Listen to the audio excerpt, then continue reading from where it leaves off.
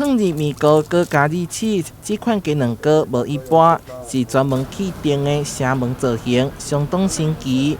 延续社环节公司协力行动，这回来到胜利国小举办城门机能锅工作坊体验，透过食的方式亲近文化。同时，老师也讲解城门历史，进行画图创作。东门城是我们学校在做弹性校订课程的其中一个主轴。那其实孩子他们从低年级开始就已经就是会了解城门的一些故事，然后中年级他们也会做走读。那到高年级的部分，我们就会跟整个社区去做结合，去探讨这些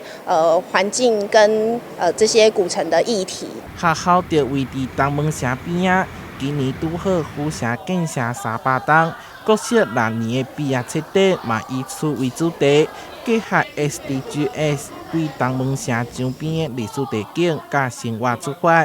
完成75件有在地意识甲创意表达的作品。做的是火车博物馆，因为要当在学习火车的知识啊，在等那个台南铁道变成绿园道的时候，做城门的意象，然后让他们小孩子在街区里面收集街区的声音，然后从这些声音去发想对于现在这个环境他们面对到的生活议题，然后从这些生活议题再去做他们未来想要怎么样去解决这些生活中的问题，跟他对于这些议题的感知。师生透过行动体现对着城市历史的认捌甲珍惜。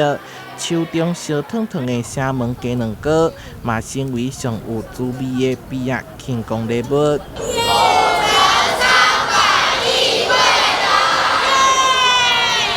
台南新闻社会采访报道。